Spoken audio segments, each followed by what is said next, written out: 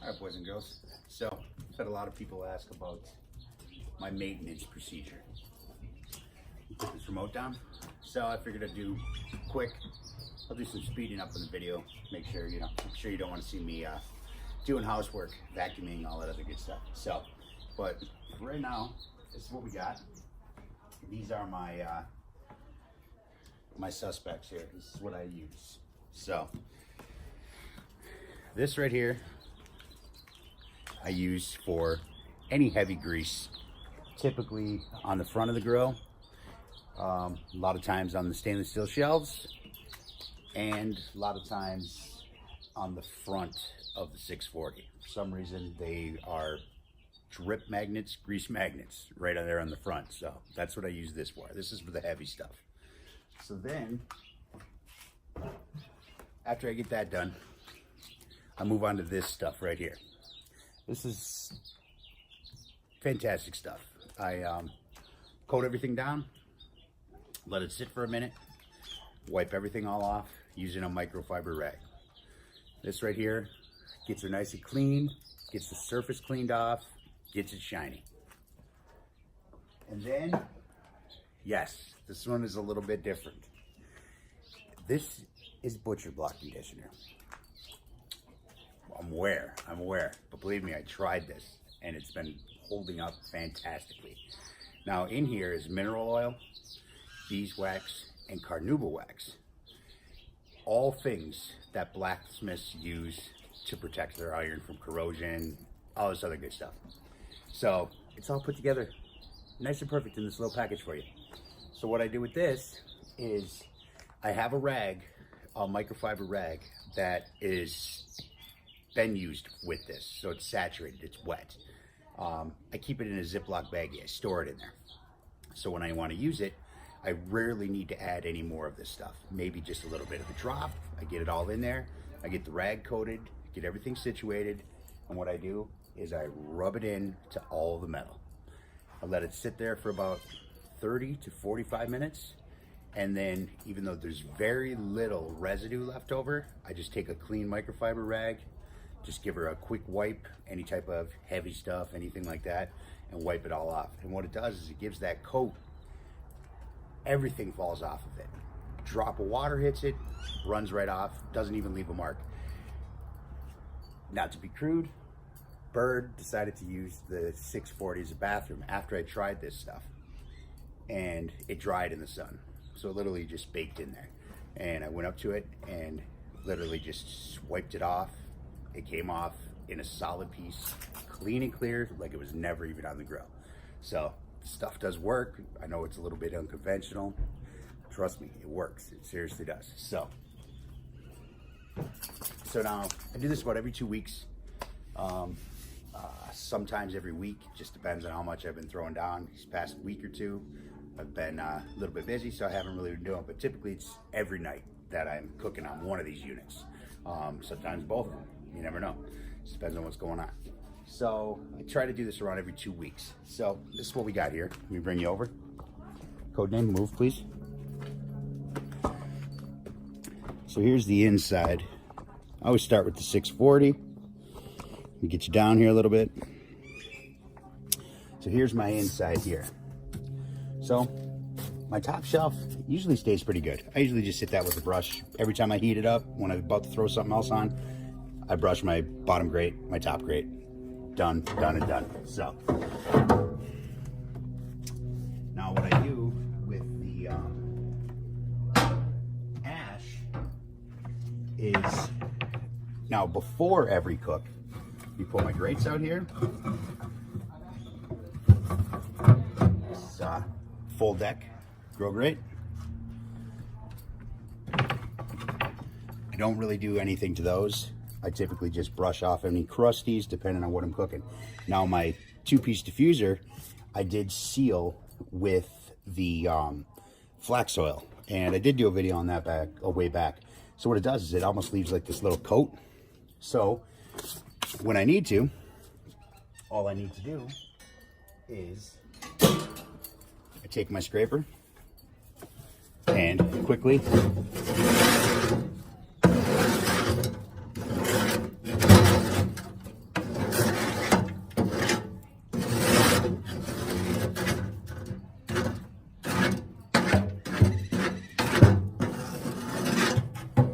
scrape it off. I do this before I do any vacuuming, because then that way I just suck it all up, you know what I mean? So this is all just dust over here, as you can see. But just like that, it's as clean as it always has been. So it still has a nice coat on it. So pull out my door. And pull out the diffuser itself. Now the inside, I typically leave ash in there for, like I said, about 2 weeks. For one, when I'm doing direct grilling, it almost acts as kitty litter. So it soaks up any of the grease, makes this cleanup even more easier than it really is. So what I'll do is I take my scraper, the one I just used, and I just scrape everything from the front into the back over here, and then suck it all up with my shop vac. So then the entire inside of the body is cleaned, everything is all set and ready to go. So get you back here. So that's my first method, my first procedure. So I'm going to get that done, and then I will bring you back and show you on the flat top as well, how I maintain and handle that. But I'm going to get this vacuumed out, going to get it cleaned up, and then I'll bring you back for the actual cleaning and the applying of the conditioner and all that other good stuff. So I'll be back. All right, boys and girls, we have her vacuumed out, and we are ready to take care of the outside. I did forget one of the most important tools you need on grill cleaning day is a beer. So now that we fixed that, let's do this. Just get you on a good angle here. All right, so like I said, this right here is like a hole. It's like the black hole, the Bermuda Triangle, the Rosetta Stone of grease and splatter. No matter how hard I've tried to watch when I pull my tray out for any type of mopping or juice or anything, it still gets here. Why? I don't know. It defies all logic, all everything. So what I do is spray it nice with this WD-40 degreaser. Get her good, and I hit the stainless also because that's usually a mess. It doesn't really need to sit. It works damn near immediately. So you do a nice wipe. Stuff works beautiful, man.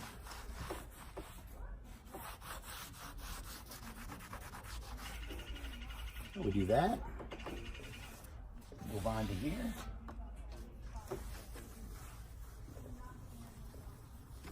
And I have the joy of these lovely mesquite trees that are relentless in their dropping of needles, pods, pollen.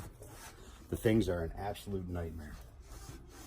But this is where my grilling area has to be. So I'm constantly blowing them off and wiping them off. So then after I get the shelf done and out of the way, we just take it down and make sure I get the back. I know you can't see that, but hey. And a little more love down here.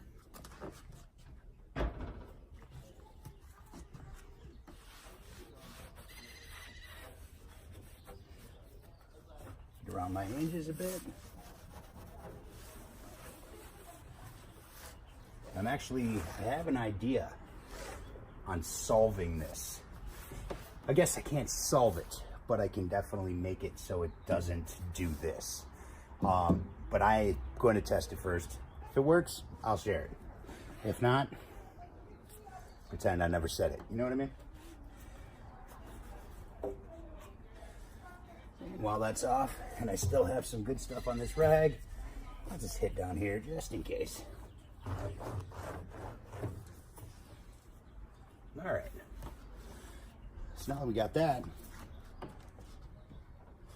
I move on to the Simple Green. All this stuff here is foaming, and it does a great job. So I usually start at the top.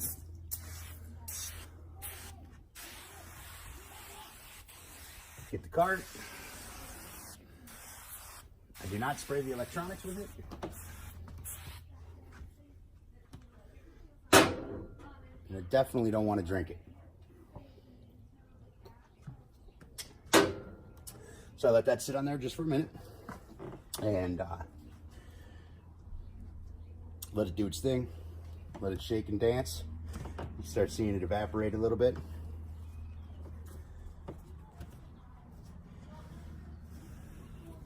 And commence the wiping.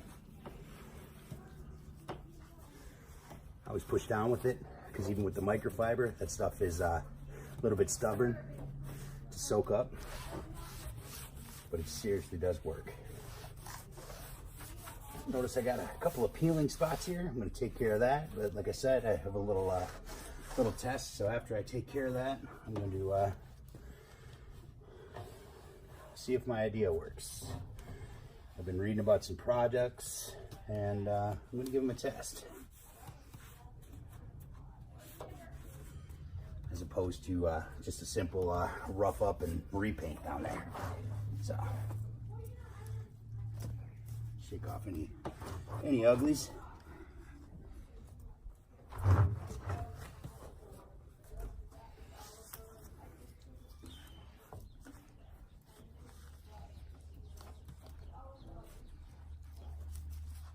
I know it's got to be pretty fun watching another guy clean his grill, but I'll be doing a speed up on this part.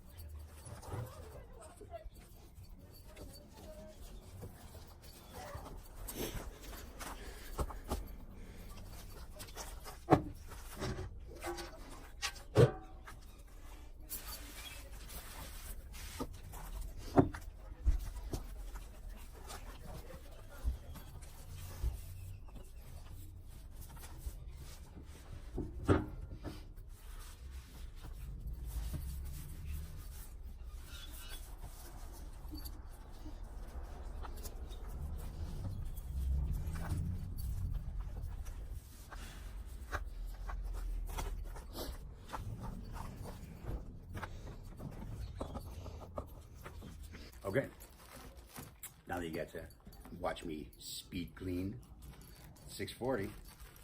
We're on the next. This is what I was talking about.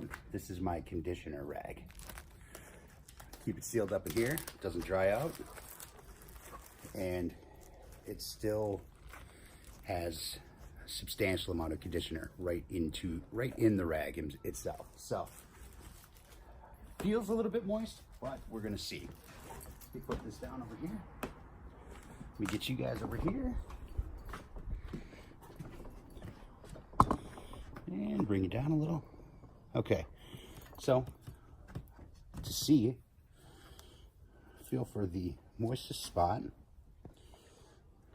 and just keep it as a square. And yep, see, there's still plenty of it in there. And this eliminates a lot of the residue also. It doesn't leave so much to where you don't really even need to clean it off afterwards. I'm hoping the camera can pick up what it's doing, because it's laying such a nice coat of the mineral oil, the carnauba wax, the beeswax, all that good stuff on there. I'll give you a closer look in a minute. Just want to bang this front out so you can see what it actually does here. Try to do it uniform so I don't miss anything. I do the hinges, even though they're stainless. Do it all. Underneath, the only thing I don't do is the thermostats themselves. So I'll get this whole lid down and then I'll show you. Give you a nice little close-up. Show you what it's actually doing. It leaves this beautiful sheen to it, and it's not tacky. It dries. It's really, really nice. So, there it is.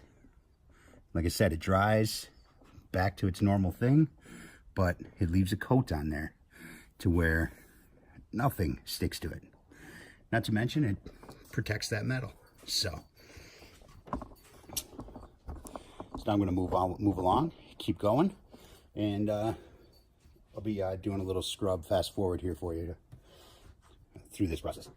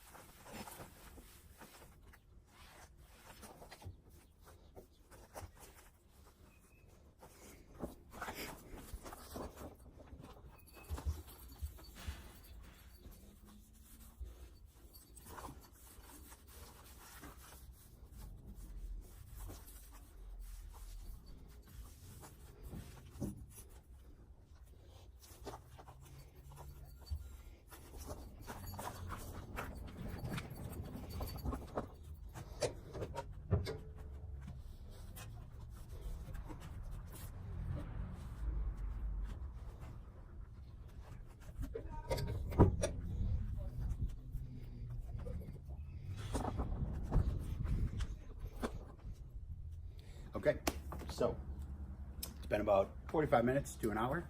I had to get the pit lid over here. Got some food going down. So this is what we got. Check it out. Here she is. looking good.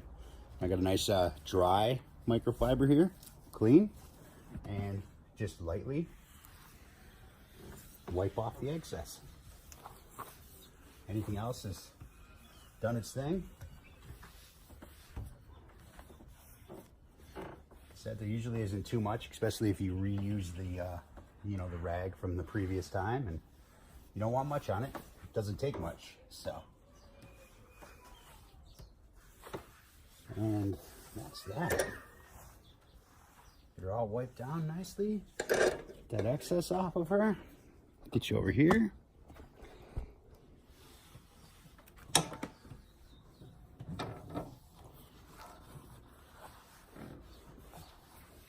Anywhere you see any heaviness. Hoping the camera's picking that up nicely, but see how nice that looks? And it's protected, so it doesn't really get much better. It's got a nice coat on it. Should protect that paint quite nicely. Now, you don't want to push hard. You want to be able to keep, you know, keep what you have on there. I mean, a lot of it has gone in, a lot of it's already done its thing, so you don't want to really worry too much, but I mean, I wouldn't scrub it off. You know what I'm saying? And even after all the use this thing gets, it's always outside.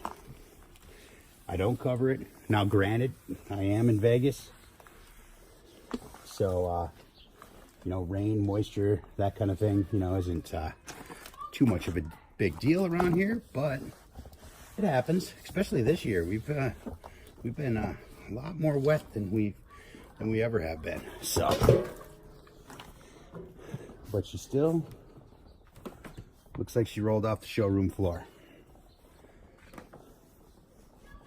And that's it. Now, as for the other one, try to get you a nice little close-up. See how nice everything looks? Works great, boys and girls, I'm telling you. So, that's it. That's what I do. That's how I keep it maintained. Every 2 weeks. And all these beautiful tools stay beautiful. You know what I mean? So, protect your investment. And that's all I got. Later.